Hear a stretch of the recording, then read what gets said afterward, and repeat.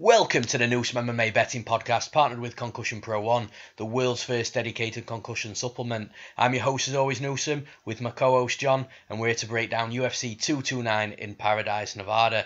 And tonight, guys, we were scheduled to have UFC Middleweight Tom Breese as a special guest breaking fights down with us. Unfortunately, though, that couldn't happen at last minute. He wasn't able to join us, but he has given us his picks for the event, so we'll drop those picks down with mine and John's for you in the description of the video. And we were also supposed to have a short notice replacement in the BAMMA middleweight fighter Fabian Edwards, but we had Fabian on the line. We had a few technical difficulties, so it's really not been our night from that perspective. But we'll try and get Fabian's picks as well, and if we can, we'll drop those in the description. So you've got plenty of stuff to have a look at. We'll try the best. We'll try and do the best for you guys as we possibly can, given the scenario that we're in. But over to you, John, man. How are you doing tonight? I'm very good, thank you, man. Very good. Really excited about breaking down this card. One of the biggest cards over the last couple of years, obviously with the returning Conor McGregor. Obviously a shame we couldn't get either of our special guests on. Tom Breese, unfortunately, couldn't join us, and like you say, technology got the better of us with Fabian joining us on the call. But yeah, looking forward to talking some fights. Sure, and just before we start, I'd just like to remind you all that the Premium Bets membership options from Newsome MMA are available and on the Newsome MMA website. You have the options of a standard, bronze, silver and gold membership, and these memberships provide cheaper prices per fight card for those who commit to slightly longer terms, opposed to purchasing my picks individually per week. You can find all these membership options at newsomemma.co.uk/premium-bets. That's newsomemma.co.uk/premium-bets. So without further ado, let's break down UFC 229 from bottom to top. And in the first fight of the evening, in the welterweight division, we've got Ryan LaFlare against Tony Martin. So who have you got in this one, John? Opening fight of the card. I'm going with Tony Martin on this one. I think he'll, similar to Nakamura fight, I think he'll use that jab to maintain distance. He likes flicking that jab out there, using it as a real rangefinder. And then he mixes up the speed of the jab comes out, and then he'll fire with that crisp right hand, that crisp right straight, and he caught Nakamura over and over again with that 1-2, and he slips out of the way of strikes very well. Whenever Nakamura was stepping in and closing that distance, he just had that little quick step back and fired off the straight and was catching him coming in over and over again. LaFlare, similar to Nakamura, is a southpaw, so that straight right down the pipe will do damage again. Sure. I think LaFlare may take Tony Martin down, but Martin's got a good ground game, Brazilian Jiu-Jitsu black belt. I think he'll be able to get back to his feet. I don't think LaFlare will be able to keep him on the mat long enough to do enough damage to sway the fight in his favour. I do think it'll go the distance, but I think it'll be Tony Martin who comes out victorious by decision. Yeah, I agree with you, and I'm with you on this one. I've got Tony Martin to win as well, and it's worth noting that obviously this is Tony Martin's now second fight at welterweight. He had the tough cut down at lightweight. It just wasn't working for him physically, it seems. So he's decided to take the move up. It does mean though that I don't think is the biggest welterweight, so it does mean that he's probably sort of at the lower end of that, and that's a worry in this matchup because Ryan LaFlare is the bigger dude. He likely the stronger dude. I'm not sure about strength, but he's bigger. So that could work to Ryan LaFlare's advantage. But man, in that welterweight debut for Tony Martin against Keitaro, he looked phenomenal. Like I forgot how good that he looked until I dug into tape, and he did look so good. And I'm telling you now, Keitaro is no slouch in that division. He's a really good fighter, and Tony Martin put on a really good performance against him. But back to the worries with Tony Martin for the size of LaFlare, it's sort of how will that affect the fight, and if it will affect the fight. And I think in this stylistic matchup, I don't think it'll play too much of a part, and the reason being is I think in regards to strength, Tony Martin's a lot stronger than he looks. We saw that in the Aubin Mercier fight. Aubin Mercier is quite big for a lightweight, and he was he had moments with Aubin Mercier against the cage, imposing his will, and I think Martin's a lot stronger than he looks. But I think the size advantage with LaFlare will only come into effect if he can get Tony Martin flat on his back. If you can get Tony Martin flat on his back, I'm not sure if Martin is able to get up from that. But Martin's tough to get flat on his back. You've got to get his back on the mat first, and Tony Martin's got really good scrambles. We saw in the LaFlare and Alex Garcia fight, when any of them tried to shoot in for a takedown, there's a lot of scrambles in that fight. Yeah, it really does give you a lot to look at for this matchup, watching that Alex Garcia fight.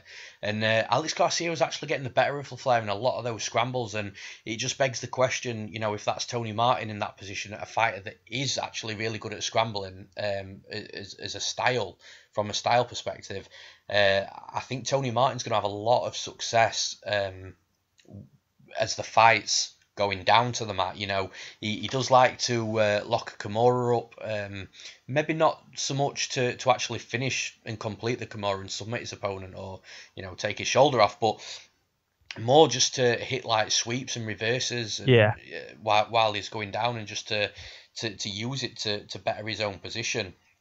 And in his camp as well, this camp, he's been training at American Top Team. I think this is his second fight now at ATT. He's been with a southpaw wrestler called Colby Covington all camp. He's also been with a good southpaw striker in Dustin Poirier. So, man, I feel that Tony Martin has had all the weapons available to sharpen his tools, and I just feel that he's going to put it all together in this fight.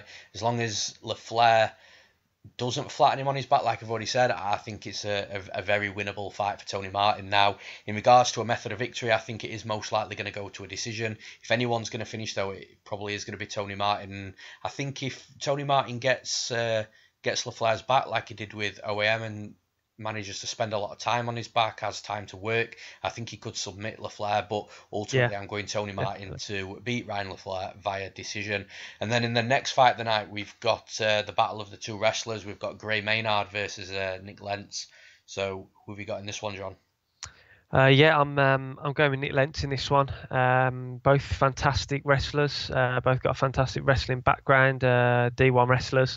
So I think that on the wrestling side of things, they'll cancel one another out. So I think it's going to be a stand-up battle. I think Gray Maynard will use his experience for the first round. He'll keep distance. I don't think it'll be it'll be overly aggressive to start with. I think it'll especially Maynard, I think he'll try and pick his shots. I think Maynard will try to work for the takedowns, but I think Lentz will be able to fight them off.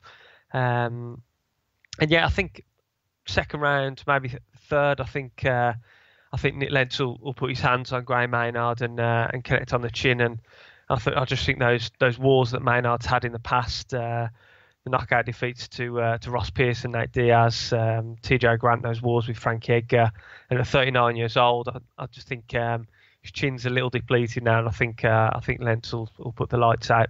I think second, third round. Yeah, I agree to an extent. I think that the chin is a worry of Gray Maynard. Like you've already mentioned, he's had a lot of wars. He's also been knocked out a couple of times now in his last few fights. So one has to ask the question of where is he at in regards of his durability. However, you've already mentioned it. I mentioned it at the start as well. They're both wrestlers. They're both D1 wrestlers as well. So both at a really high caliber. Now, I favour Gray Maynard in this fight, and the reason I favour Gray Maynard is I think that it is, and I disagree with what you said. It could be a stand-up war. I'm going the opposite way, man. I think it could be two guys just trying to get each other to the mat. I think that Gray Maynard is going to recognise that maybe that's his best path to victory, trying to get the fight to the mat rather than trying to stand and hang with Nick Lentz. And I think Nick Lentz is going to know that as well. So he might try and get Gray Maynard down before Gray Maynard gets the chance to put him down. So I think it's going to be a battle of two guys wanting to get top position. And I think in that sort of fight, I do favour Gray Maynard. I think Gray Maynard's offensive wrestling is slightly better than Nick Lentz's defensive wrestling. I think Gray Maynard will be able to hit takedowns. Will Nick Lentz be able to get up? I'm not sure. We know he's got a good guillotine. He could try and lock up a guillotine, either trying to submit Maynard coming in on the takedown, or use it to try and sweep reverse to a better position, or just to stand up. So it's going to be a tricky fight. I don't think it's a clear cut fight. I think it'll be ugly. I think it'll be grindy. But I've got Gray Maynard to win by a decision. And then in the next fight of the night, we've got Scott Holtzman versus the Brazilian Alan Patrick. So who have you got in this one, John? Yeah, this one I'm going with the Brazilian Alan Patrick. We know what he's going to do. He's going to use that unorthodox striking. He's a bit wild, a bit erratic with his striking, but he uses it to close the distance well. He's good in the clinch. He gets those trip takedowns. He wants to get the fight to the mat.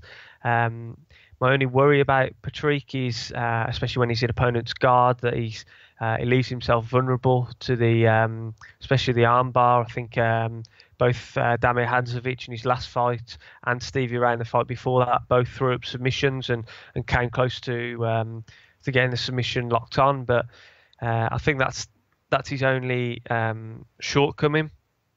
Scott Holtzman, he's a lot more orthodox in his striking, a lot more technical. He'll throw like 1-2s.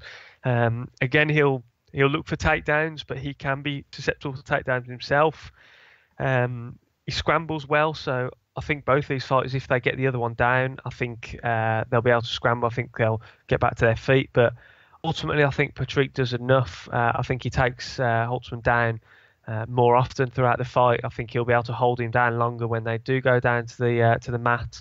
Holtzman, he does worry me a bit because his muscular frame. He does seem to fade a little bit halfway through the second round into the third round. We saw that in the Josh Emmett fight when they both looked like their arms were fatigued and they were throwing those bombs. They're definitely coming out a lot slower than in the first 5 minutes for definite. I don't think the first 5 minutes was madness in that fight. Yeah, it was absolutely crazy. I also think with Holtzman, I don't think he's got that stopping power. He hasn't got that finishing power. We saw in the Michael McBride fight where he really outclassed McBride.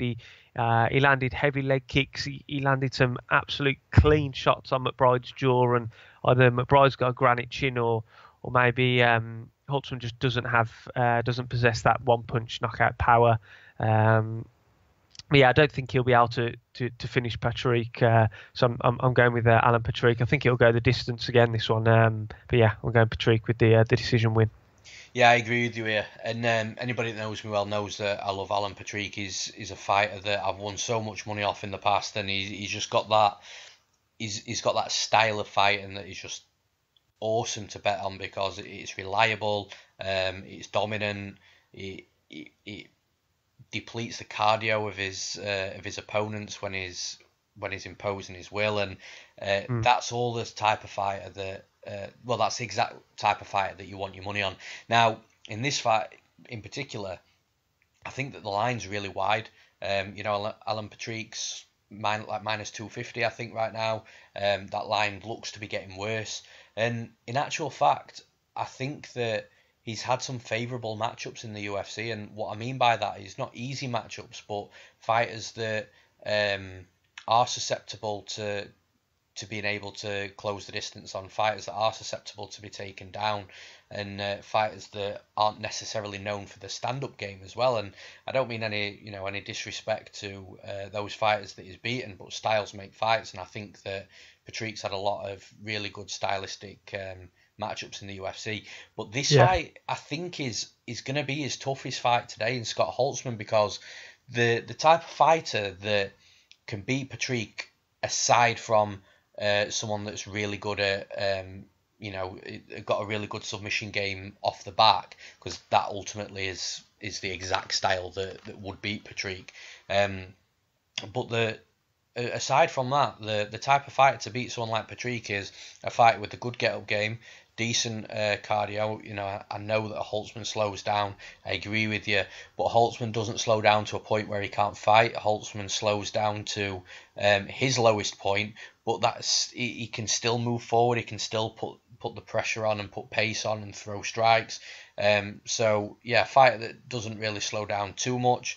a fighter that's gritty, a fighter that's a grinder, that will be in the fight and put resistance on takedowns. Yes, he can be taken down, but he's not taken down easily. And like I've just mentioned, the stand-up game of Holtzman's really good as well. And all those factors put together is the type of fighter that can give Patrick some trouble inside the cage. And all those things is what Scott Holtzman has, and that's why I think the line's actually like too wide in this spot. I think that it's going to be interesting if Patrick has to try and take a fighter down 5, 6, 7, or 8 times in a fight, because if Holtzman keeps getting up, that's not only going to demoralise Patrick a little bit, but it's also going to rain on his own cardio as well. So it's really going to be interesting if Patrick has to keep slamming Holtzman down. So it's a real interesting one, but ultimately I can't pick against Alan Patrick in this fight. I think that he is going to be able to close distance.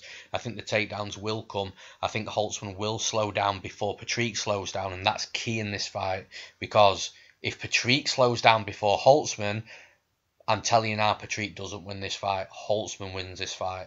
But ultimately, I just don't see that scenario happening. I think Holtzman will slow down before Patrick, and that will allow Patrick to be a little bit more dominant and win on decision, which is ultimately my method of victory. So I've got Alan Patrick to defeat Scott Holtzman via decision. And then in the next fight of the night, we've got in the women's bantamweight division, Lina Lansberg versus the ex-Invicta bantamweight champion, Yana Kunitskaya. So who have you got in this one, John? This one, we've got the elbow queen against Kunitskaya, like you say, the former Invicta champion. And I think it's going to be the former Invicta lady that gets the win. Lansberg, you know what she's about. She's going to come in and she loves clinching. She loves pressing her opponents against the fence. We saw that especially in the last fight against Gina Mazzani. She's pressing her against the cage over and over again. It's not the prettiest. Doesn't look the best. She tried it as well in a fight previously against Aspen Lad, but Lad eventually got the takedown and jumped into mount and got the ground and pound finish.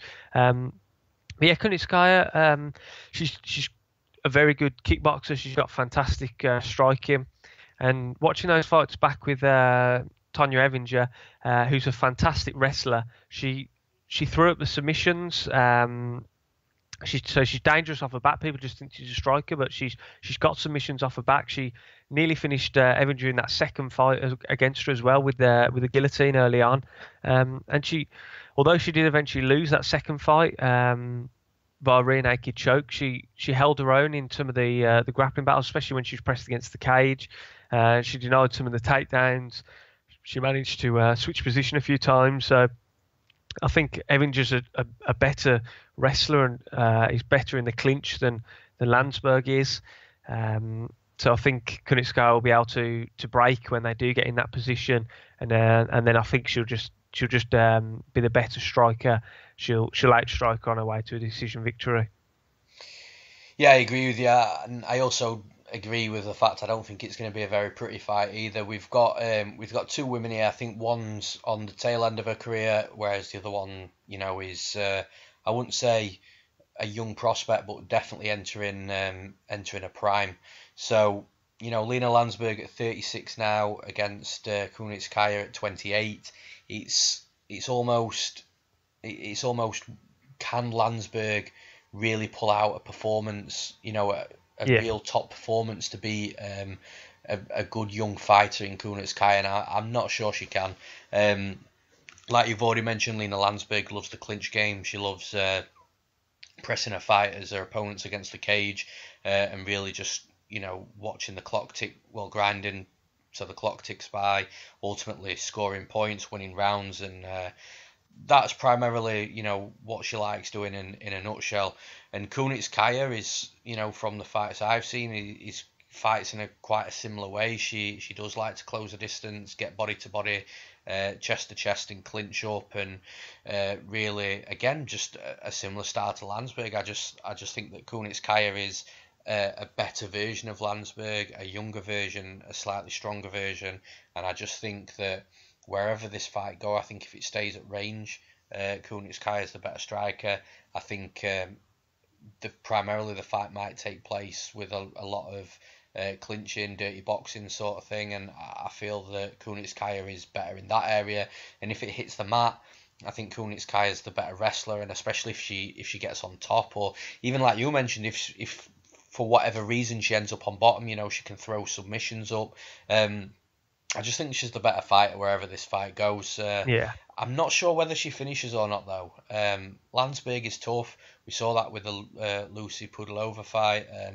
You know, it was a bit of a war that her face was messed up real bad at the end of that fight. So, yeah, I'm not sure. I think I'll give Lina Lansberg the benefit of the doubt that she is tough and she won't get put out. So I'm going to go with Yana Kunitskaya to beat Lina Lansberg via decision. And then in the next fight of the night, we've got Aspen Ladd versus Tonya Evinger, a fight that we've just mentioned a minute ago with that breakdown. So, John, who have you got in this one, man? This one I'm in and ahhing back and forth as to who I think is going to get the win. I really like Aspen Ladd. She's only 23 years old, 6-0 undefeated. The only record, she's got loads of amateur fights on her record as well. The only loss in her amateur days was against Cynthia Calvillo. And we know that she's going to be a top prospect going forward. And she's already got in that 6-0 professional career. She's got some big wins. Obviously, we say she beat Lina Lansberg in a UFC debut. It was very much, first round was very clinch heavy, and then second round she took her down and she just seamlessly transitioned into the mount and just pummeled her until the ref jumped in and stopped the fight. But she's already got wins over Ciara Eubanks, Jessica Hoy, Amanda Cooper as well. I think she turned professional when she was only 19 years old, so I think this girl has got the potential to go all the way to the top of the division. Saying that, she's coming up against, very much like the last fight, someone towards the tail end of their career against an up-and-comer. Evinger, she's been around for years, 37 years old, former Invicta champion herself. She's got a very wrestle-heavy game. She's got good takedowns. She's strong. She'll wear on you. She'll grind you down. She went to the third round with Chris Cyborg, which not many exactly which not many people do. So we know she's durable. I think Aspen Ladd's going to get the win though. I think she's got a good all round game. Evinger, I think, will take her down, but I think Aspen Ladd will be able to get back to her feet. I think Aspen Ladd will be able to hold her own in the clinch game. I think she'll outstrike her. It's just a matter of when she gets taken down, how quickly can she go back to her feet. And if she can do that, which I think she will, I don't want to say the word easily because Evinger's got a good top game, but I think she will be able to get back to her feet. As we saw with Kunitskaya, she threw up submissions against Evinger and locked on that armbar. So I think Aspen Ladd will be able to get out of those positions or possibly throw up an armbar. She's got an armbar win herself over Amanda Cooper. But yeah, ultimately I think Aspen Ladd gets the win in this one. Yeah, I agree with you. I'm going with Aspen Ladd as well. And like I mentioned in the last fight, and you touched upon it as well, you know, a fighter at the tail end of her career against a fighter that is very young and up and coming. You know, 23 is really young at this game, especially at the level of UFC. But yeah, I just think Aspen Ladd is more well rounded. I think the only area of MMA where I think Tonya Evinger can exploit is, again, like you've mentioned, the wrestling. If Aspen Ladd is sort of getting the better of Tonya Evinger in the fight, I do see Tonya Evinger dropping down, trying to get Ladd down to the mat. If she can flatten Ladd out on her back, can she? You know, I'm not sure if Ladd will struggle to get back up to her feet or not. You know, that remains to be seen. But yeah, I like you've just mentioned, that Aspen Ladd's the more well-rounded fighter in my opinion, aside from that offensive wrestling side. You know, the striking. She's a good grappler, as we've already seen with the Lina Lansberg fight. And I'm pretty much just echoing everything you've just said here, because you've hit pretty much every point that you can make in this fight. So yeah, I've got Aspen Lad winning. If Tonya Evinger does end up if the cardio and the pace of the fight does end up taking its toll on her, I can see Aspen Lad finishing her. Otherwise, if not, I think it'll be another decision win for Aspen Lad. Like you said though, Tonya Evinger just went 3 rounds with Cyborg, which, like I said as well, it's an achievement in itself. But then you've got to think to the flip side of that. She's gone 3 rounds with Cyborg, who did give her a pretty bad beating in every round. So has that taken something out of her? I actually think it might have done. I think it's very possible at 37 years old, after going through a rough 3 rounds with Cyborg, that it has depleted her a little bit, has reduced the durability a little bit. I think that's absolutely plausible, and for that reason I'm going to go with Aspen Lad to defeat Tonya Evinger via TKO. And then in the next fight of the night, we've got a short notice fight actually. We've got Vicente Luque versus Jalin Turner. Now for me, this is a fight that came out of nowhere really. I didn't really see anything building up to this, so it was a bit of a surprise when it got announced, and also just a bit of a surprise matchup in general. So what's your thoughts, John, and who have you got winning? Yeah, I'm with you. I didn't see this fight coming. I regularly write a piece after events, like what next for the main card winners, and some of the guys in the welterweight division that have fought over the last few events and things. I've looked at Luque, and I thought that'd be a really good fight. That'd be a really good matchup. And then out of nowhere, Jalin Turner comes along and gets the fight, which I didn't see coming. But yeah, for me in this one, there's only one winner, and that's going to be Vicente Luque. I'm a really big fan of his. He's only lost in his last 7 fights. Has come against Fabian's brother, Leon Edwards, where Leon really dominated in the wrestling exchanges. Leon really showed where he's come on leaps and bounds in his wrestling, his grappling, and he just wore Luque down and got the win. But Luque can finish a fight anywhere. We saw that in the Chad Breese fight. He just, that one shot and that put him down. Nico Price in the fight before that, he got the Darce choke win. He put away Bilal Muhammad in the first round, and Bilal Muhammad is tough. He's not easy to put away. Hector Urbina as well, first round. On the flip side, Jalin, in all honesty, I haven't seen a great deal of him. He got that win in the Dana White Contender Series, but I think it was due to his opponent picking up an injury in that fight. But he seems to have milled around different promotions, Bellator. He fought back on BAMMA way back in the early days of his career. But from the very brief tape that I have seen of Jalin Turner, I don't think he's got enough in his game to really trouble Luque. And I can see another quite a quick night. I can see Luque finishing in round 1 or early in round 2. Yeah, I agree. Vicente Luque is the guy that possesses the most deceptive MMA record in MMA itself. The guy's 13-6, and that honestly does not tell any story whatsoever about the guy. He's a beast. He's an absolute beast. I'm also a big fan of him.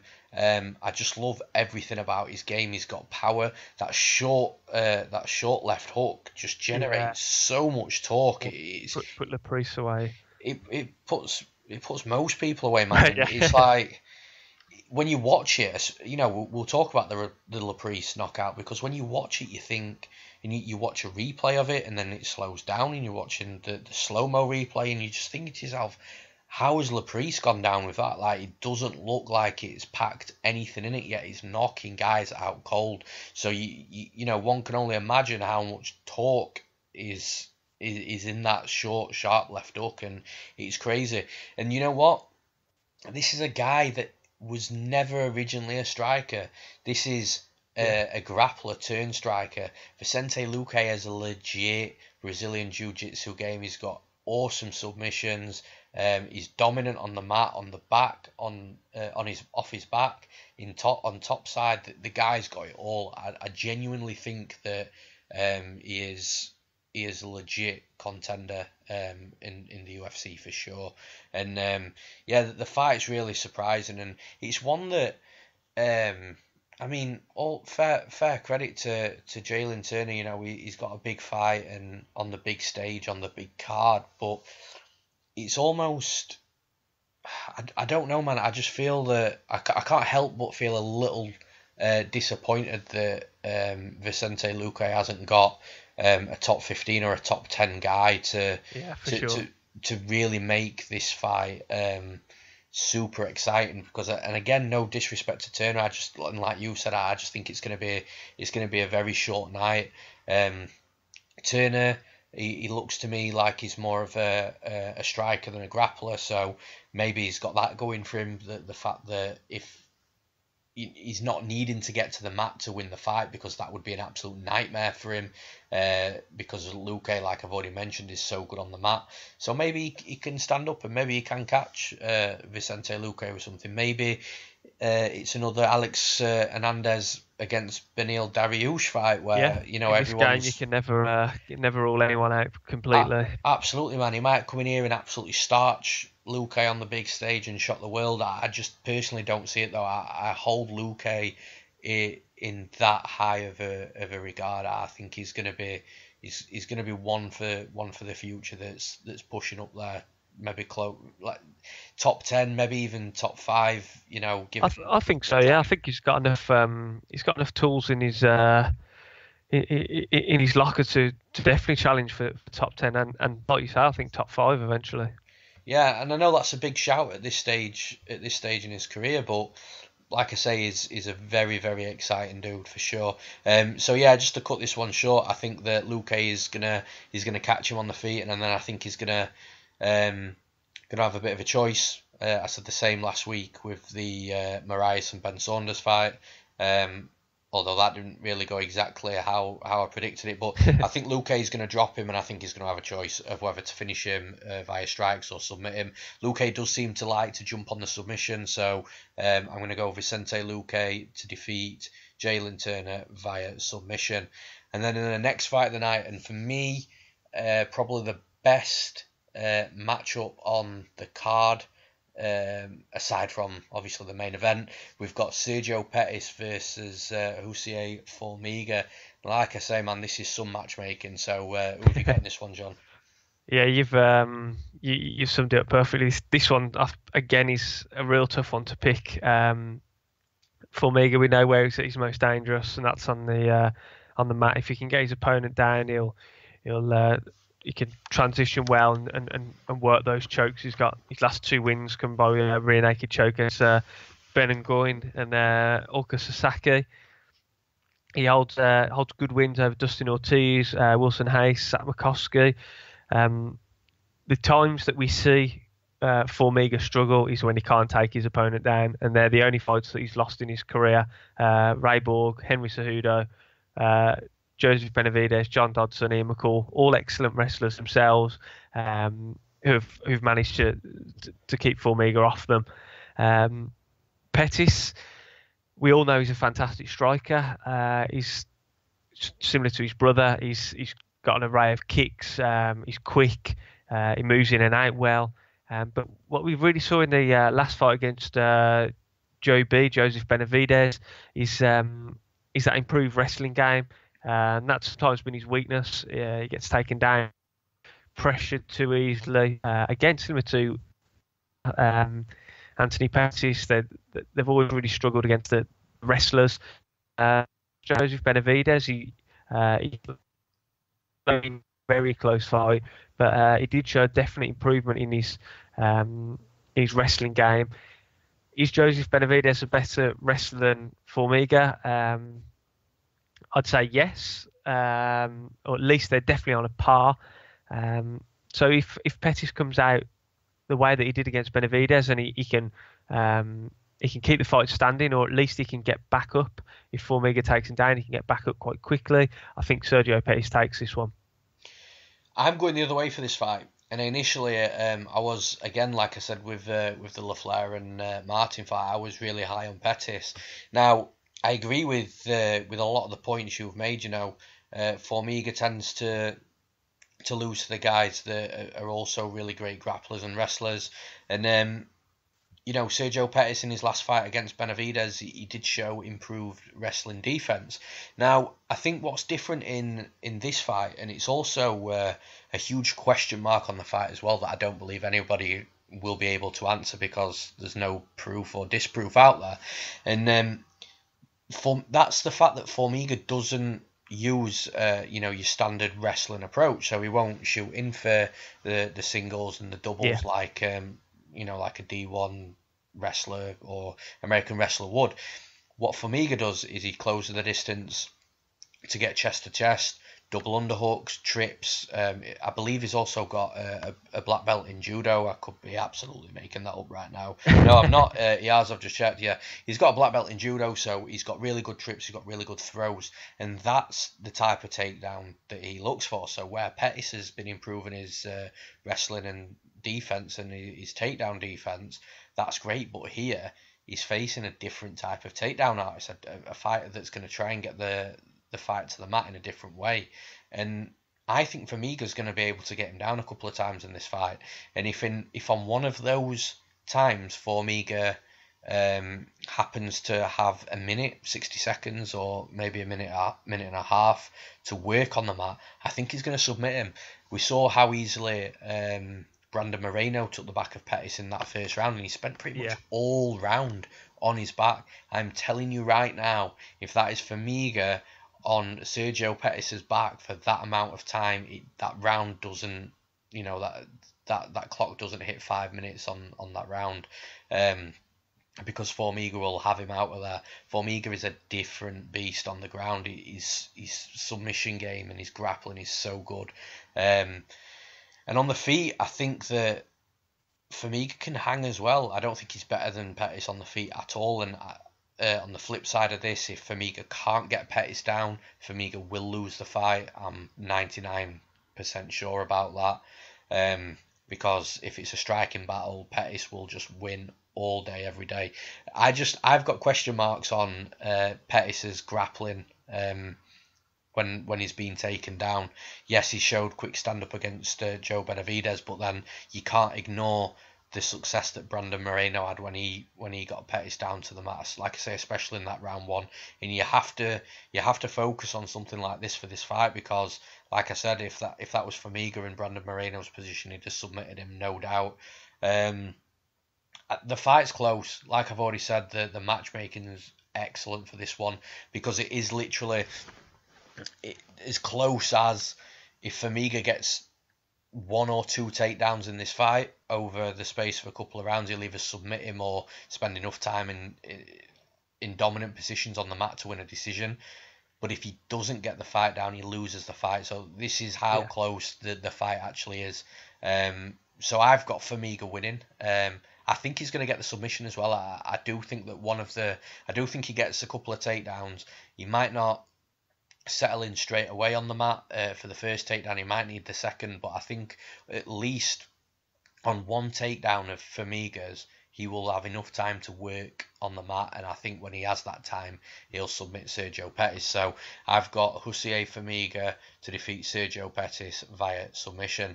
And then in the next fight of the night, it's supposed to have been Sugar Sean O'Malley versus Jose Alberto Quinonez.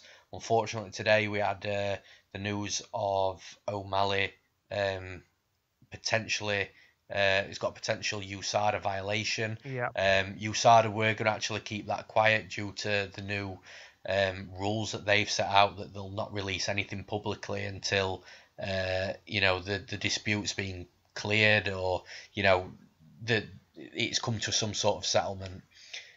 But Sugar Sean O'Malley decided over social media he'd be open and honest, and credit to the guy. It takes guts and honesty to do that, and he came out, he explained the situation, and it's a bit of a shame, really, especially for O'Malley. is a guy that's got a lot of hype behind him. He's got a good fan base. He's got a unique character, and I think it would have really benefited him being able to fight on this card with so many millions of eyes on him, and just be able to get a lot of people knowing his name, and he's, like I say, he's got an infectious character. So it's a bit of a shame. I don't know if they're going to replace O'Malley with another fighter for Quinonez. That remains to be seen. I'm sure we'll find out over the next couple of days. If there is a replacement fighter, we'll drop our picks in the description of the fight. Yeah. So yeah, it's a bit of a shame, really. Yeah, definitely. You summed it up perfectly there, and you sent out a tweet earlier on today. It's exactly right. There's a lot of hype behind the kid. He's exciting to watch. He's already got a good fan base, but he's lost that opportunity to put his game out there against legitimate competition in front of one of the biggest audiences you're going to see for the foreseeable future and over the last couple of years as well. So it is a real shame on that front. Like you say, he's vehemently denying that he's intentionally taken any performance-enhancing drugs. I think he's already stated that he'd sent off some supplements for USADA that he believes may have been tainted. So hopefully it will get resolved soon. But even if he does get cleared of it, it's the fact that he's not fighting on this card that hurts him the most, I think. So yeah, definite shame. Sure. And moving on to the main card, and in the next fight we've got Michelle Waterson against Felice Herrig. So who have you got in this one, John? First fight of the main card. I'm going with the little bulldog Felice Herrig in this one. I think she was unlucky in her last fight. It was very close against Karolina Kowalkiewicz, losing that split decision. But I just think her pressure game, I think she'll pressurise Waterson. We know Waterson's a good striker. That karate background, of course, throws a lot of kicks. But I think Herrig will pressure her. I think she'll push her back to the cage. She'll work the clinch. She'll work the takedowns. I think she'll be able to keep her on the mat when she does get the takedowns. Ultimately, I can't see Herrig finishing Waterson. So I think it's going to go the distance. But yeah, I think Herrig's going to come out on top of this one. Yeah, I'm going to go the opposite way in this fight. I think Michelle Waterson might edge the decision. Worth noting as well that I believe this is going to be a split decision. So honestly, when it gets to that stage where Bruce Buffer's read both of their names out as one judge for each fighter, that final judge is probably going to go either way. Well, it is going to go either way, obviously, but the winner, it could be any one of them. I think the fight's going to be that close. Like you mentioned, Felice Herrig's got a good pressure game. She will be coming forward. She will be looking to put that pressure on, close the distance, maybe even try and get the fight to the mat as well. And it's a bit of she's a bit unpredictable, really, because especially with the Kowalkiewicz fight, I think everybody was expecting Felice Herrig to really adopt a grappling heavy game plan, and she just didn't. No. And ultimately, that's why she lost. She'd lose that fight probably 9 times out of 10 on the feet with Kowalkiewicz, and some may even say that that's being kind. So you don't know what sort of game plan she's going to come with. She's really unpredictable, and I don't think you can really know what to expect. What we know from Waterson is, like I mentioned, she's got a karate background. She uses that stepping lead sidekick. Doesn't really do too much damage. It can keep opponents back for a little bit, but then I don't think it's maybe too hard to start countering that once you've seen it come in. But I don't know. Waterson seems to find ways to win, man, and I bet against her against Courtney Casey. I thought Courtney Casey would be the bigger, stronger fighter, the one that would get Waterson down to the mat, the one that could spend time on top with Waterson.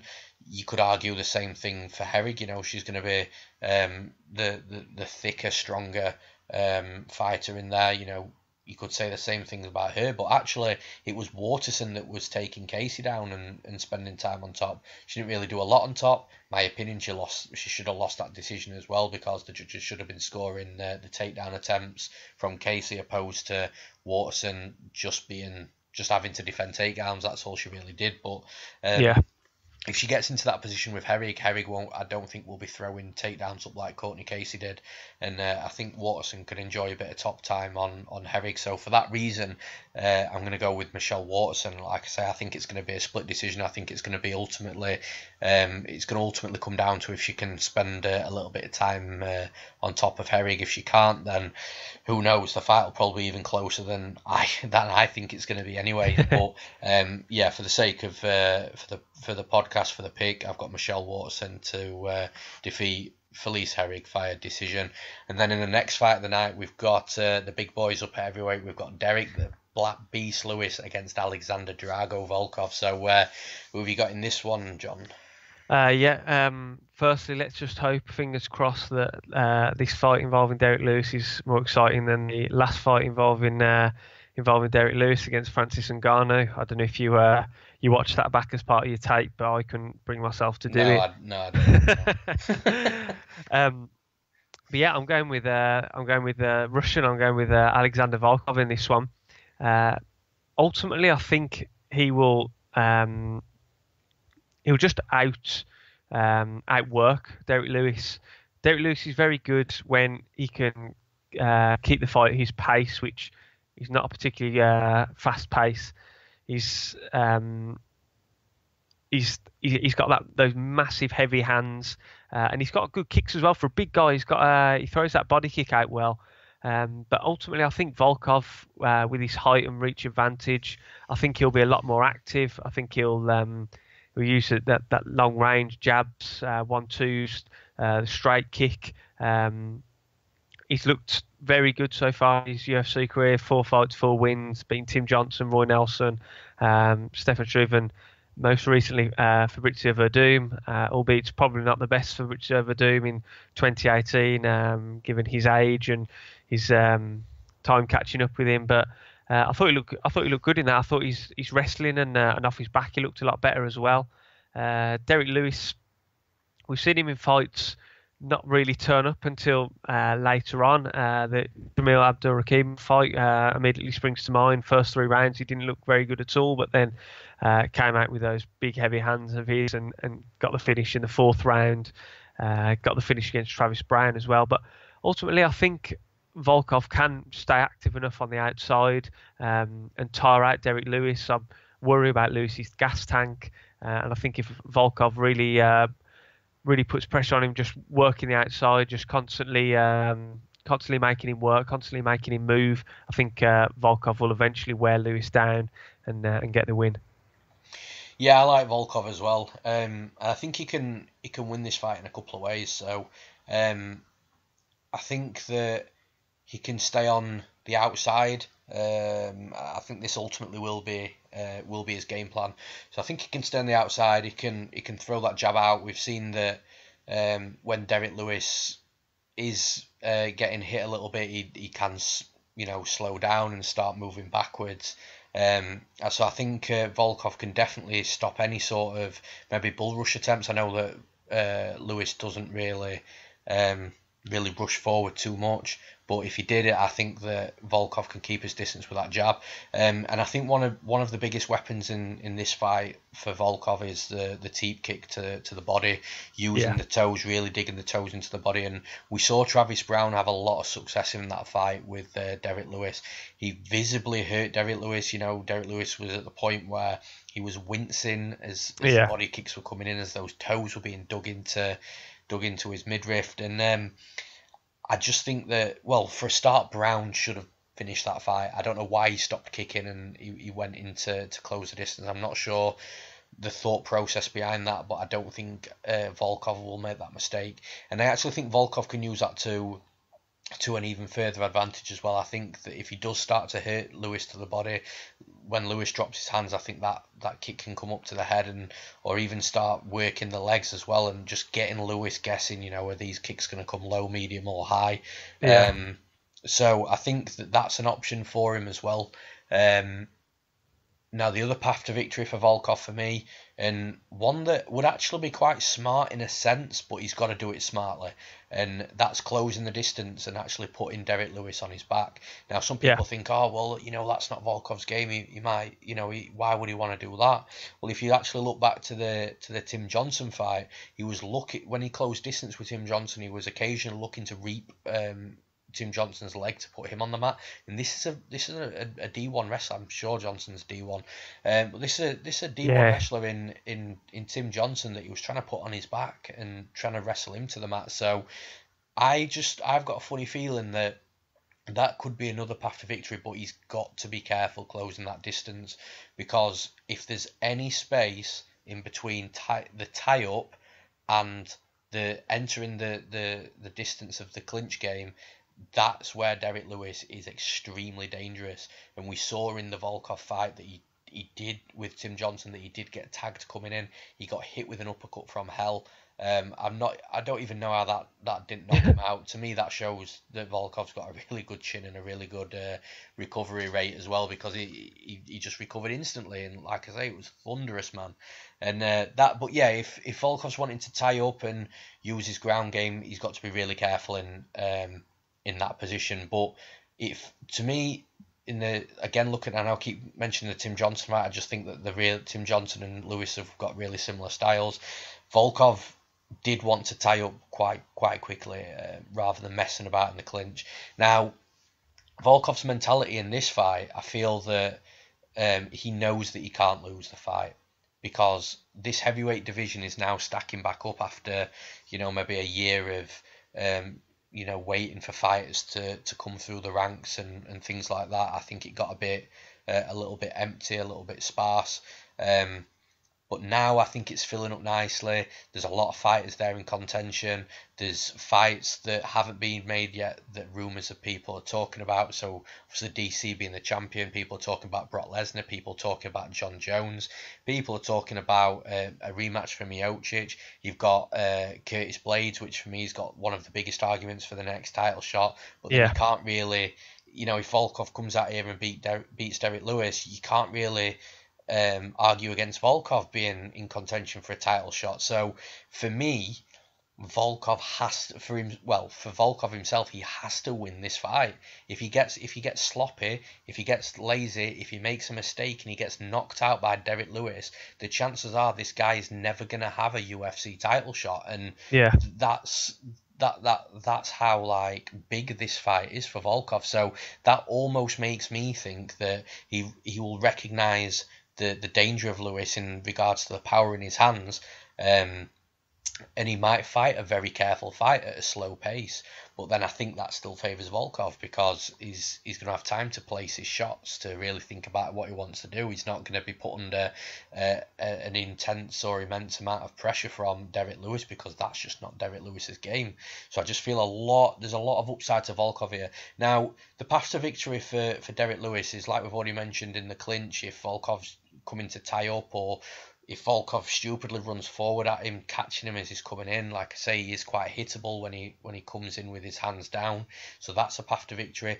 Now, the biggest path to victory I see people mentioning with Derek Lewis, and I've got a little bit of a bit of a golden nugget of information here that I've not heard anybody else talk about, anybody else break it down, and I saved it specifically for this podcast, because I genuinely think that this is a legit point. Now, Derek Lewis wins a lot of his fights by ground and pound, by pummeling people's face into the mat. So then, when I was taping this, I thought, well, is there going to be a repeat of this with Alexander Volkov? Now, when you look back at the Volkov and Verdum fight, Volkov's got a really good guard, and even Verdum, I think, is a 3rd or 4th degree Brazilian Jiu-Jitsu black belt. Even Verdum couldn't pass Volkov's guard. Volkov's got a really, really good guard.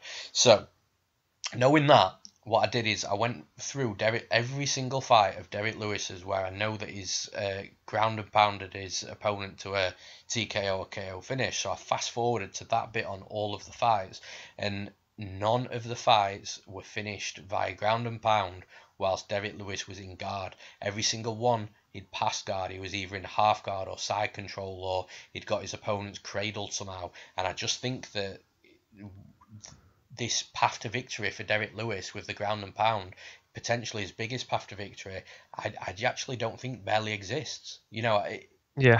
Especially with the length of Volkov as well. If Volkov's got Lewis in guard, Lewis is going to have to reach quite a lot to even consider knocking or even hitting Volkov cleanly. And like I say, if the Doom couldn't pass the guard, I'm not sure Derek Lewis does as well. So, yeah, I think the worry for Volkov is if he gets cracked coming in, but the path to victory is, for me, favours Volkov in this fight. So I've got Volkov to win, and I think he gets it done by a decision as well. I think he does fight a careful fight and just points Derek Lewis to make sure he gets that win against the number 2 heavyweight in the world. Yeah. So in the next fight of the night, we've got Ovin St. Preux versus the upcomer Dominic Reyes, a guy that I'm really, really high on myself. So who have we got in this one, John? Yeah, like you say, I know you're a big fan of Dominic Reyes, so I didn't want to upset you, and I'm going with Reyes for the win. I'll be honest, up until genuinely about an hour before we started doing this podcast, I was going with OSP. The reason being, when you just look through his fights, the guys that he loses against are just top guys. He's that guy who's just that one step below the very top level of the division. His losses come against Jimmy Manuwa, John Jones, Glover Teixeira when he was really in his prime and was challenging for the title against Jones. Ilia Latifi, who's obviously right up there now. Ryan Bader, who was very high up in the light heavyweight division, very strong wrestler. And then when you go way back when, Gegard Mousasi back in Strikeforce. He only loses to top guys, and he's dangerous everywhere. He can finish the fight anywhere. We saw that against Tyson Pedro with that brutal straight arm lock. We saw it against Corey Anderson. He was struggling against Corey Anderson, then he kicked his head off his shoulders in the 3rd round. We know that he specialises in that Von Flue choke as well. So he's dangerous everywhere. And I thought with his experience coming up against Dominic Reyes, a guy who's no offence intended to the guys that he's fought so far in the UFC, but they're not elite guys.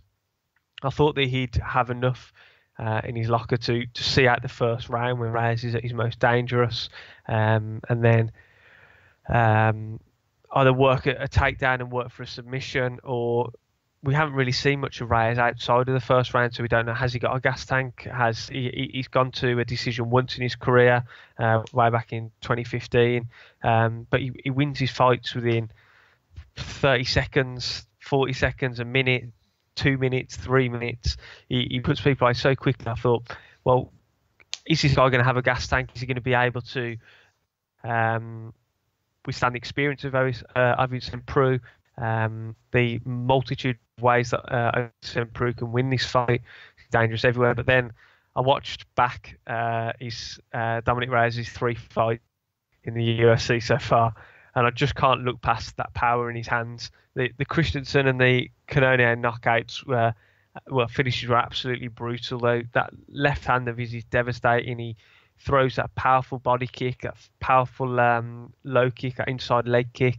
The only time I see a bit of a opportunity for OSP is when Reyes throws that body kick, because Quinonez caught him a couple of times with his hands down when he throws that body kick. So you'll have to watch out for that. But he's got so much power in his hands, and he looks so deadly on the feet. I can't look past Reyes for this, and I think he'll finish OSP. Yeah, I agree. As you all could probably imagine, with how this is going to go. Yeah, I think that Dominic Reyes is a legit prospect in the light heavyweight division, and I don't think there's many fighters sort of this many fights into the UFC career that you could honestly look at and say, yeah, this guy is going to be a future champion, or at least a top 2 contender.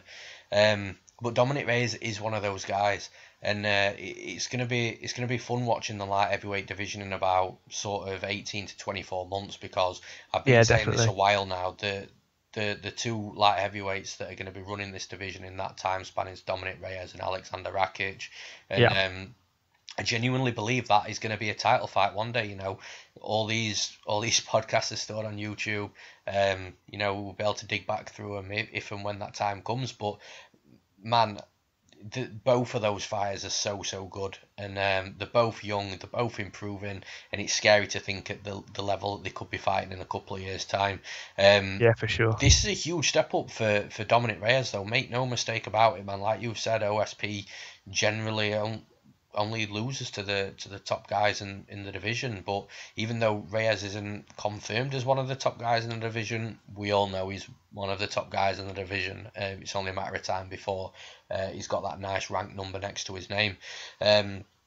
The one thing that Reyes has to watch out for in this fight, though, he has to not get clinched up with OSP, because OSP is freakishly big and strong for the light heavyweight division, and we saw that with Tyson Pedro. You know, I bet Pedro in that fight, and man, better fight IQ, I would have swept that night as well. You know, Pedro dropped him and then sort of allowed him back up and then tried to take him down. The second that Pedro engaged in that clinch with OSP was instantly in his world.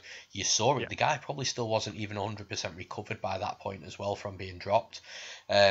He instantly recovered. He got a takedown. I think Pedro got back up. He got another takedown off Pedro trying to take him down.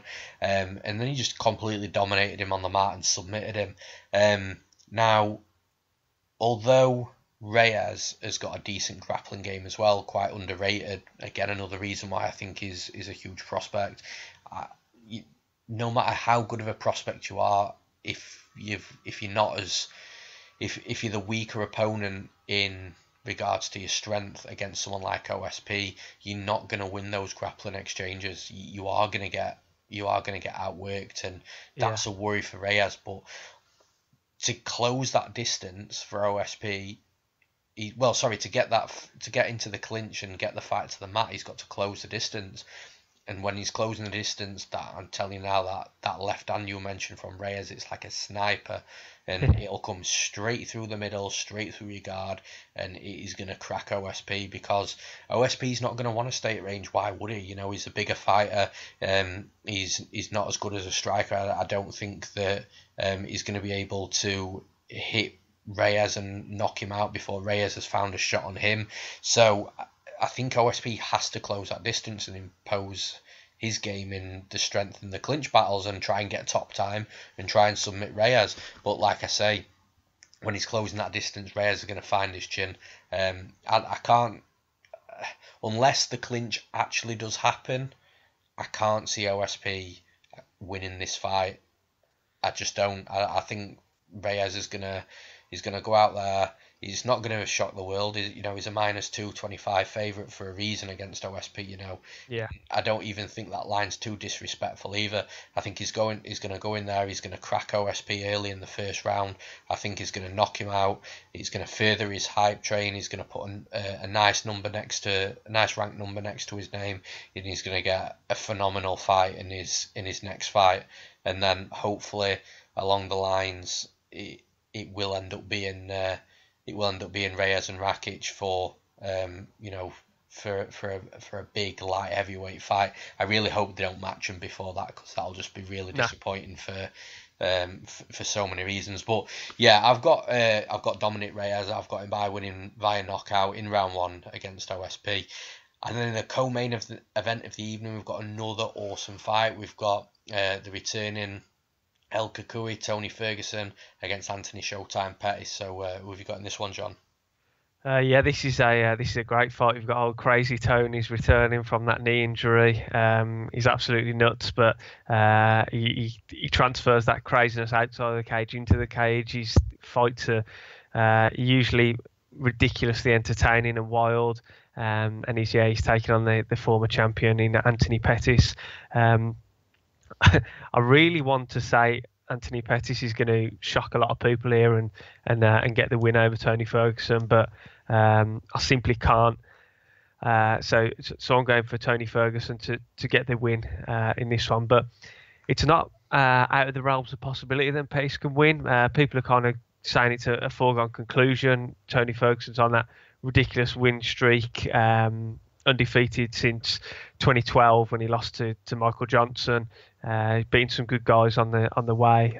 Gleison Tebow, Josh Thompson, Barboza, in that absolute war with Edson Barboza. Lando Venata, Rafael dos Anjos, and most recently Kevin Lee when they fought for the interim title. Albeit Kevin Lee probably wasn't at his at full strength because he had that staph infection, of course. And Pettis is coming into this fight off a fantastic win against Michael Chiesa. A lot of people were saying that Chiesa's game, that strong, heavy grappling, wrestling game, is Pettis' kryptonite, but he was back to the Anthony Pettis of old, throwing at those submissions from the bottom, and just throwing caution to the wind. Really, I think he when he went on that streak of 5 or 6 losses out of 8, it kind of I think he'd got in his own head about this wrestling. We mentioned it earlier with his brother that they do struggle more so against the wrestlers and when they're pressured and their backs against the cage. We saw that perfectly in the Dos Anjos fight when they were fighting for the title and Pettis lost the belt. He just got completely bullied by Dos Anjos. He pushed him back, he pressured him. Pettis couldn't get off any of those kicks, any of that fancy offense that he's got.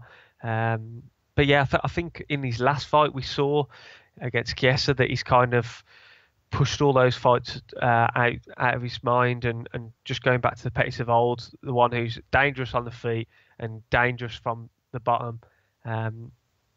Tony Ferguson, people forget that he's an extremely good wrestler. He's got a very, very good wrestling background because usually his fights end up being crazy, wild brawls. We saw that in the Venata fight. He nearly got finished against Venata, who came in on short notice. So it's not out of the realms of possibility that Pettis could even finish Tony Ferguson. But I just think Ferguson's got too much in his overall game because Ferguson's got great submissions, he's got great wrestling, and he's got good striking. And overall, I think he's got the 3 key elements to in how you can defeat Pettis. He's got high output. He can pressure Pettis. He can take Pettis down if he needs to. He's good against. He's got good submissions, got a good submission defence. So overall, I think Ferguson's just got the stronger game. I think Ferguson's going to come out with the win. Yeah, man, I've been vocal quite a lot regarding Anthony Pettis and just the pure disrespect that he's getting definitely lately because, like, you know, like you go back to the Chiesa fight, the amount of people that. And by the way, just before I go into this, it's absolutely fine picking against Anthony Pettis. That's cool as fuck with me. I don't. That's not my problem here. The problem I have is like I said, the disrespect on him in the leading up to the Chiesa fight.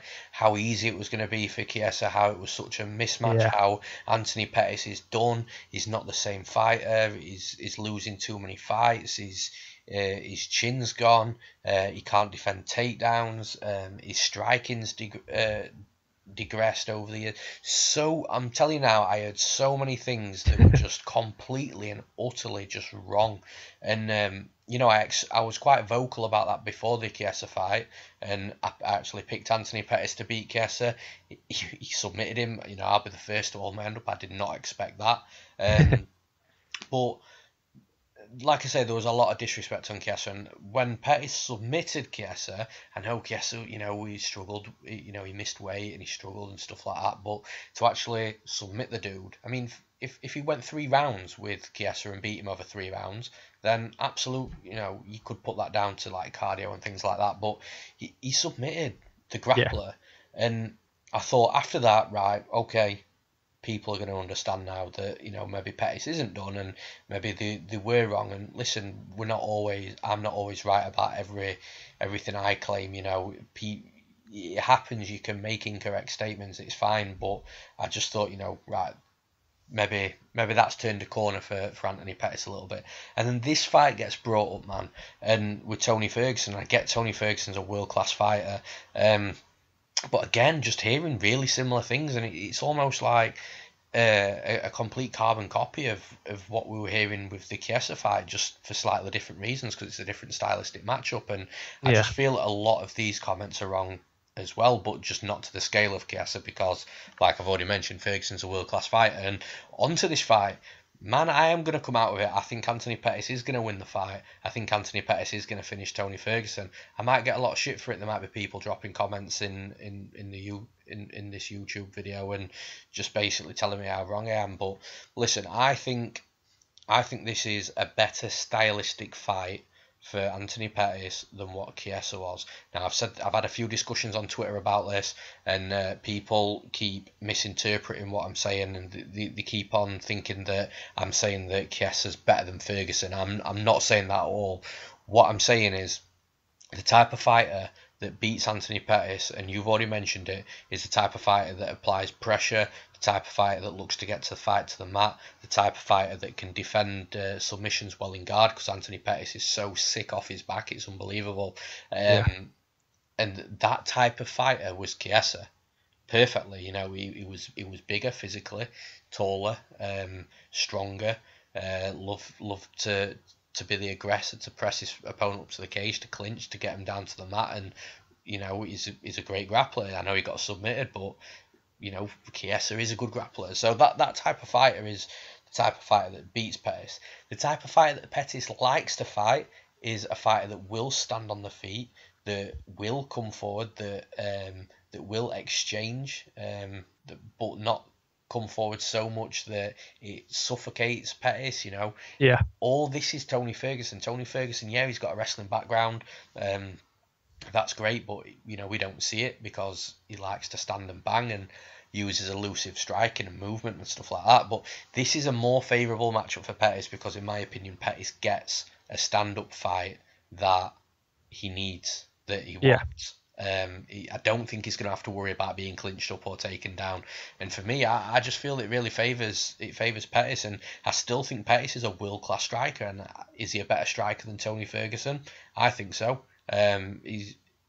Maybe his boxing isn't as good as Ferguson. I think Ferguson does throw his jabs and his straights at weird angles, and like I say, he's elusive. So maybe in regards to the hands, Ferguson's better, but I think Pettis will, if he can get his kicks off, which I think he will be able to, because I don't think the fight's gonna be taking place in really close quarters. I think he's gonna be able to get kicks off. I really like him to win this fight, and Ferguson's coming back off this brutal knee injury. I think some people are reporting it as an LCL. It's obviously like clearance from doctors and stuff like that, but you know what Tony Ferguson's like. He'll put on a poker face. He's tough as shit. He will make sure he can enter that cage when he wants to enter it, no matter what he's got, maybe niggling at him or whatever. But the bottom line is, as a human being, and he's coming back, in my opinion, too soon after an injury of that nature. If I was Pettis, I would be smashing that knee with kicks from the get-go, and if he does that, he's got a really good chance of stopping him. I'm going with Pettis for the finish. I think Tony Ferguson isn't invincible in regards to being hurt. You know, we saw him dropped against Kevin Lee.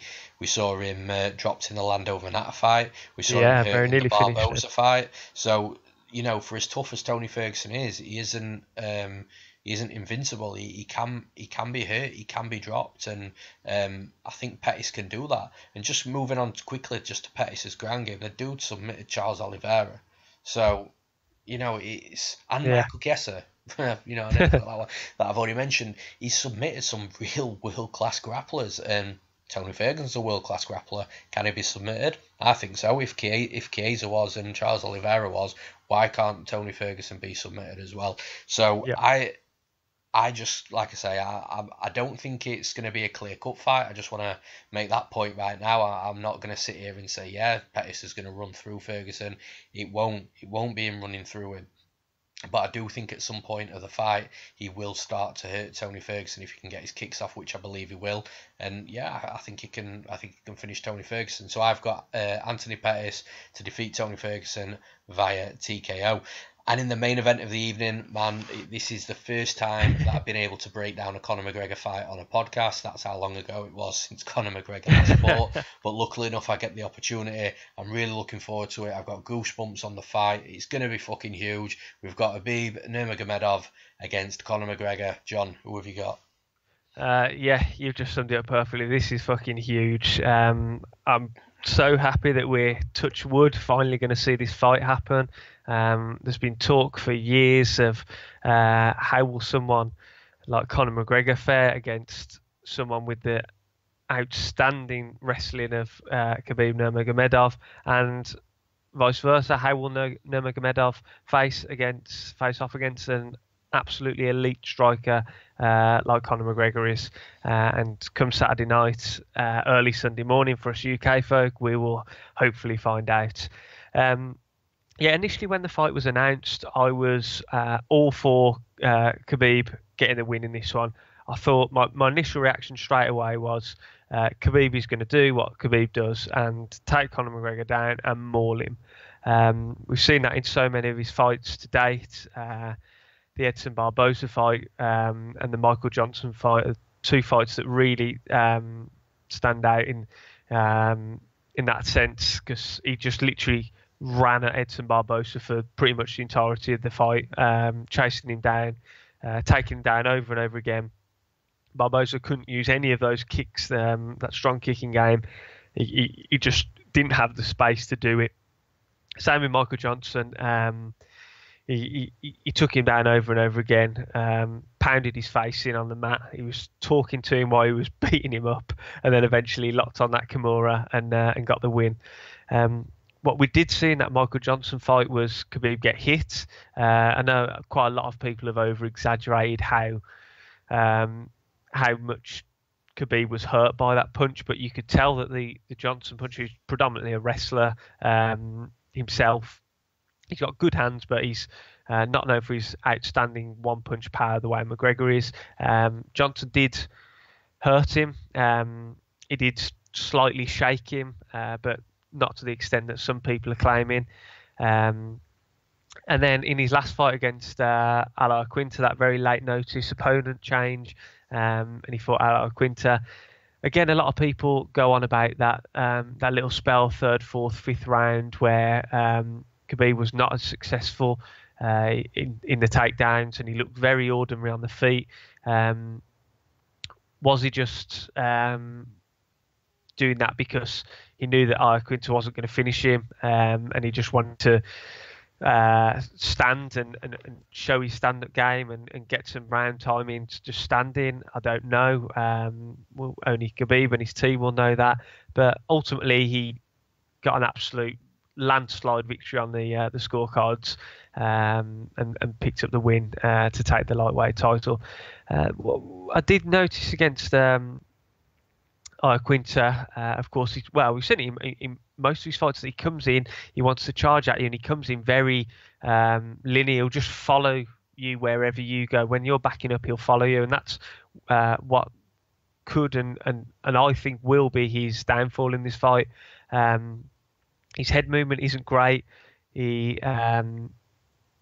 when you're in the center of the cage, he likes that low single leg. He's really good at that low single. But then when he can push up against the cage, that's when I think he's at his best, and he clinches up against you, takes you down.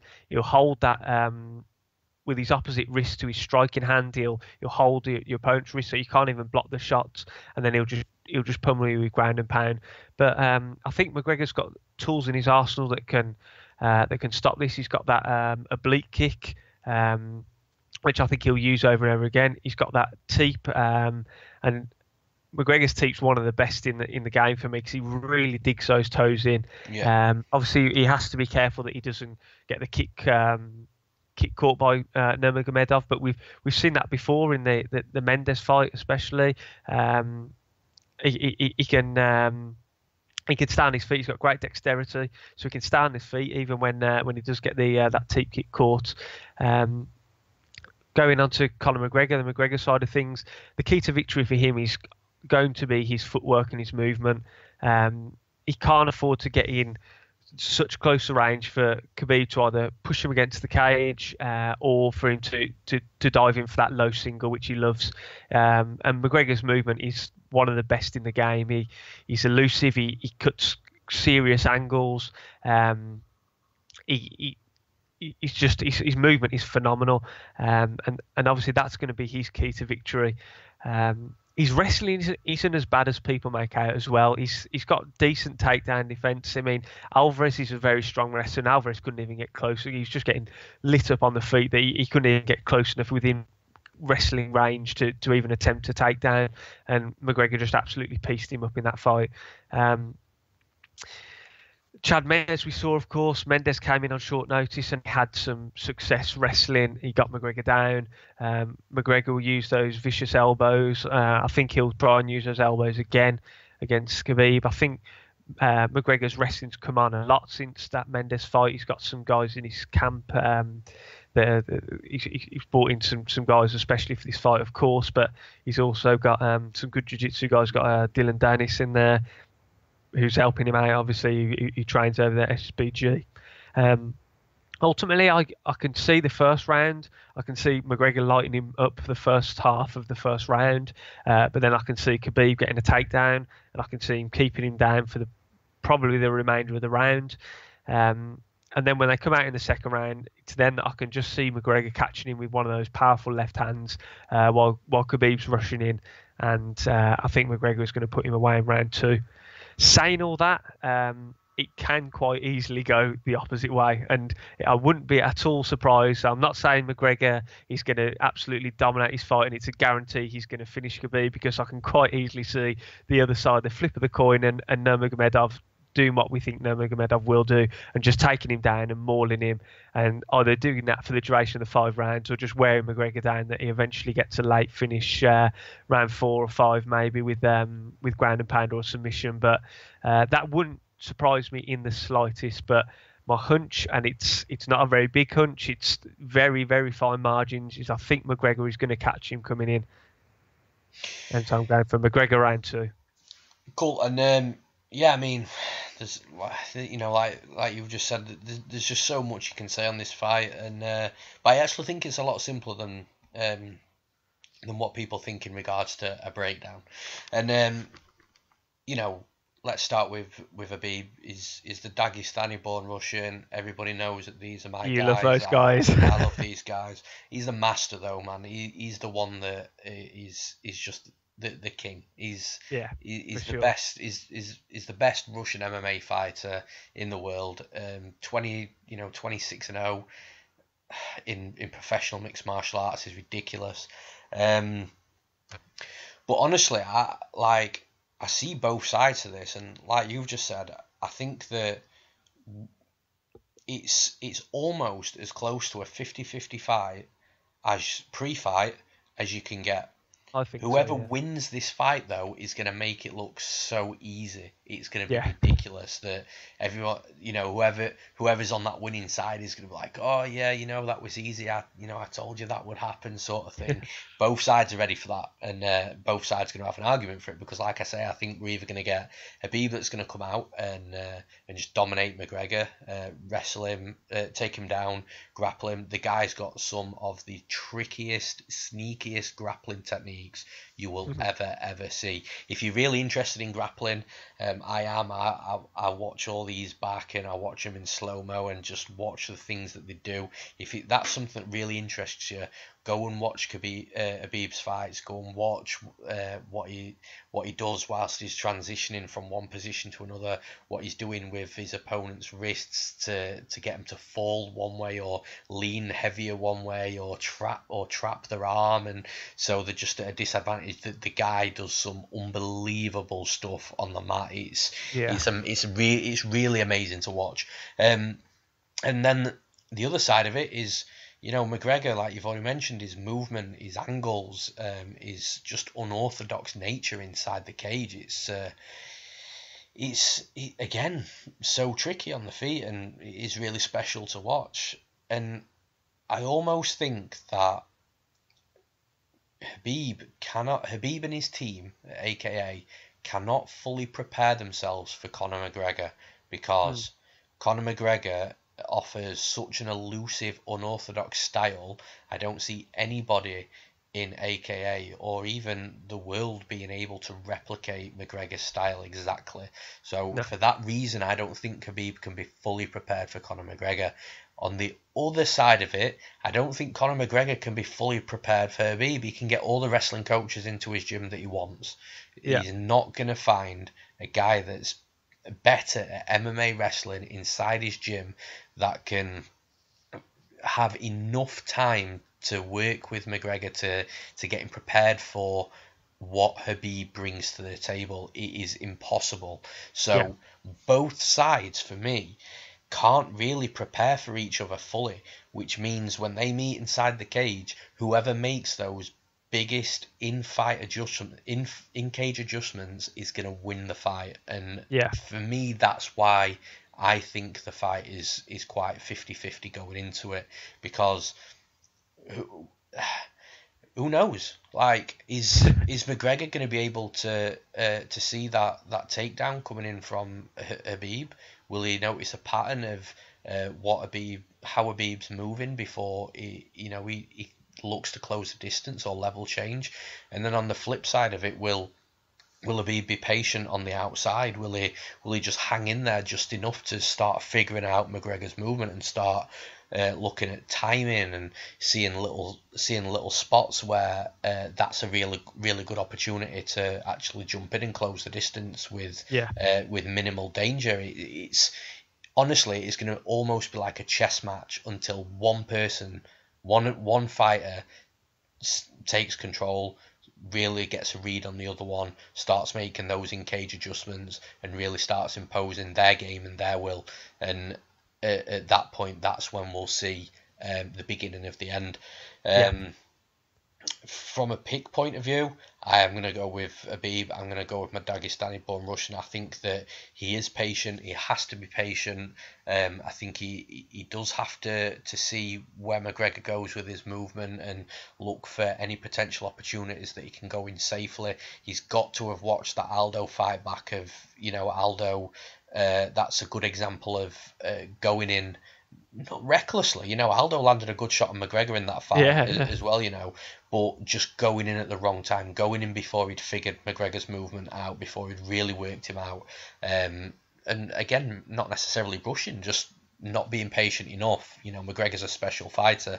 But I do think Habib gives himself that time to figure McGregor out. And the other thing as well is, even if he takes a round off, or even if he takes 2 rounds off, the longer this fight goes, the less elusive McGregor's footwork becomes, and we saw that in the Diaz fight. Definitely. He comes in, his movement's awesome. It's unmatchable across any other MMA fighter in the world. He's almost perfect. But then the longer the fight goes on, the more flat-footed it becomes, the more the movement stops a little bit. And I think if Habib can just be really fucking patient in this fight and just take round 1 off and just think, you know what, I might get jabbed up. I might get jabbed up for 5 minutes. That's cool. That's fine. It's a 5-round fight. And then it comes halfway through the second round, and he's in there, and he might still be getting jabbed up, but he's just hanging in there. But then McGregor's movement really starts to calm down a little bit. At that point, that's when Habib can jump in and get that takedown. I will say this though: the first takedown that Habib lands on McGregor, this fight is likely over. And the reason why I say that is Habib has this grappling nature to completely and utterly suck the life, the energy, and the cardio out of his opponents within about 2 minutes of being on the mat. He's shown it with every single fighter that he's been able to get down when they've stood back up, whether it be the end of the round or whether that be the end of the fight. When those fighters have stood back up after that first takedown and being on the mat for about 1.5 minutes or 2 minutes or even longer, they are not the same fighter anymore once they stand back completely down. Zapped, aren't they? Which makes the second takedown even easier, which means more cardio zapped, and it's just a downfall from there. And that's what I mean by, because again, I've said this to other people and they've just assumed that I mean that once Habib gets a takedown, he'll finish him, and I don't mean that. I just mean once that takedown happens and he's spent a couple of minutes on top, the fight's over, because McGregor isn't gonna have the energy or the cardio when he stands back up to compete with Habib.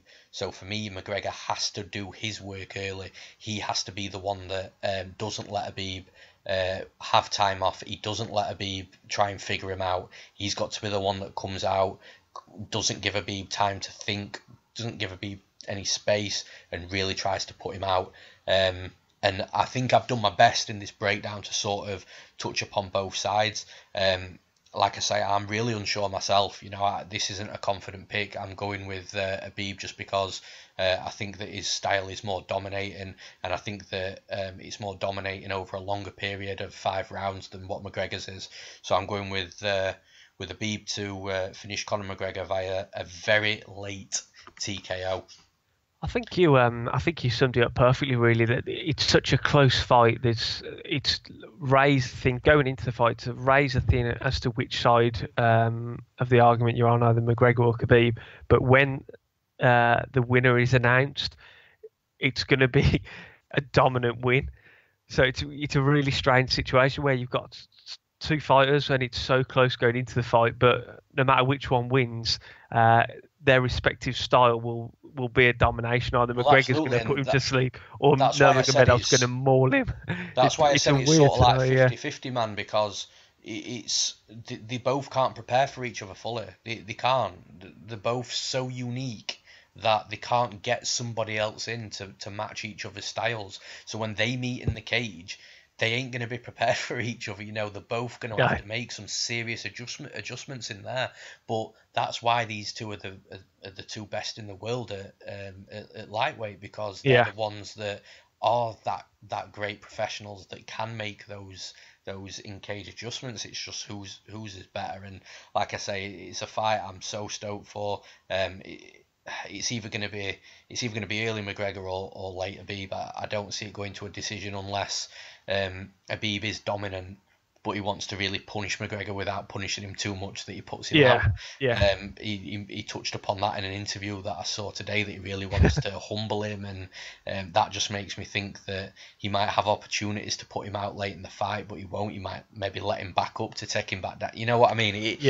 That scenario could happen as well. But listen, it's so much could happen in this fight, and so little could happen in this fight. It's really very intriguing, and it's the reason why it's gonna sell millions of pay-per-views and really do the numbers.